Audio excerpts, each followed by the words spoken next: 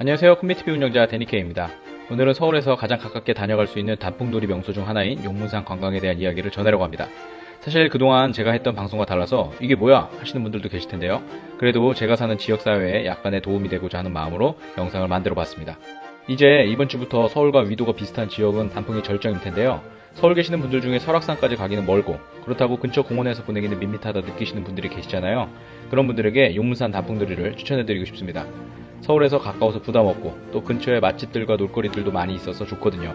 또 한 가지 장점을 꼽으라고 한다면 대중교통으로 오시기도 편하지만 자가 차량을 운전해서 오셔도 후회가 없을 만큼 빼어난 경치를 자랑하고 있습니다. 남한강 줄기를 거슬러서 오시다 보면 눈을 뗄 수 없을 정도로 멋진 자연이 펼쳐져 있죠.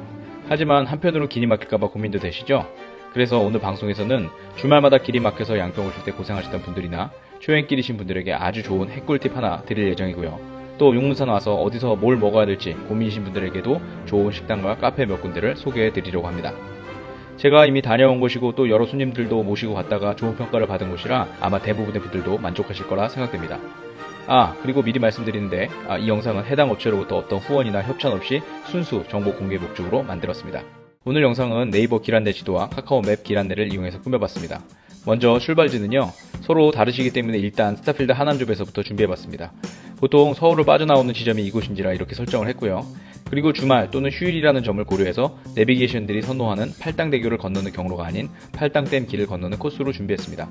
이 코스는 내비게이션들이 절대 알려주지 않는 곳이거든요. 그래서 아시는 분들만 다니시는 길인데 주말에 보통 이 팔당대교가 어마무시하게 막힙니다. 한 번은 제가 사역하던 교회에서 양평으로 수련회를 왔었거든요. 그때 수련회 장소를 세팅할 선발대를 토요일 새벽 6시에 강서구에서 출발시켰습니다. 가면서 아침 먹고 가라고요.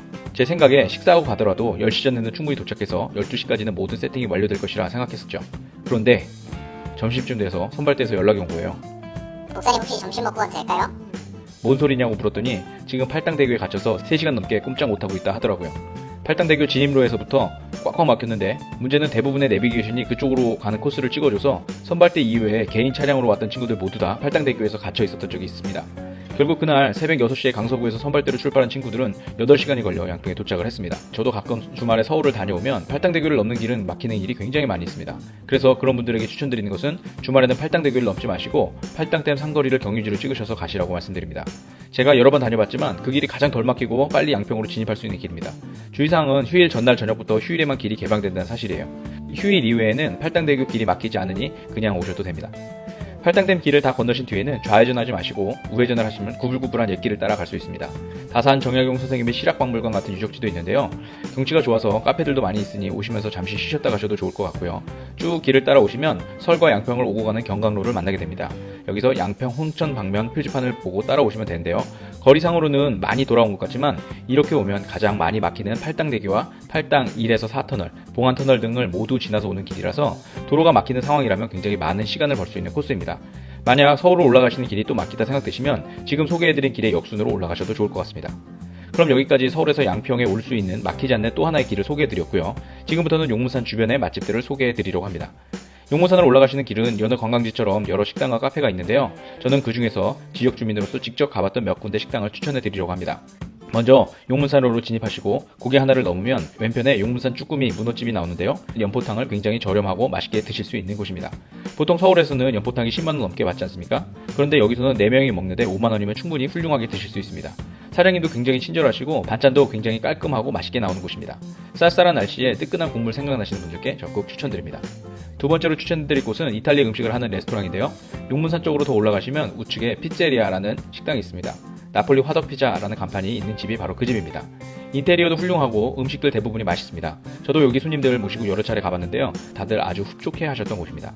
혹시 어린 자녀들과 함께 나들이 오셨다거나 분위기 있게 음식 드시고 싶은 분들은 이곳 방문해 보셔도 좋을 것 같습니다. 그리고 사실 용문산 근처에 이곳 말고는 피자나 스파게티를 먹을 곳이 없어요. 메뉴를 이미 서양식으로 정해 놓으셨다면 이곳 말고는 다른 선택지가 없다는 것도 고려해 두시면 좋을 것 같습니다. 식사를 하시고 차나 커피 또는 디저트를 드시고 싶다면 피제리아 건너편에 있는 용문산 빵공장을 추천해드립니다. 가격은 싸진 않은데 별관도 있어서 충분히 차 마시고 여유있게 담소를 즐기실 수 있습니다.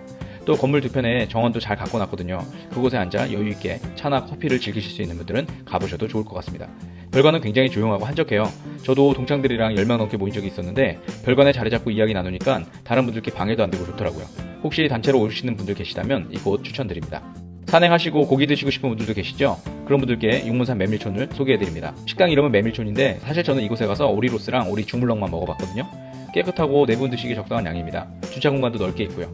모시고 왔던 손님들이 이곳 김치가 맛있다고 그렇게 말씀하시더라고요. 그래도 용문산 와서 산채 비빔밥 드셔야겠다 생각되시면 용문산 주차장에 차를 주차하시고 건너편에 있는 황해식당을 한번 가보세요. 홀도 넓게 있고요. 전체적으로 음식이 좋습니다. 주의하실 것은 내비게이션에 황해식당이라고만 찍고 오시면 다른 집으로 갈 수 있습니다.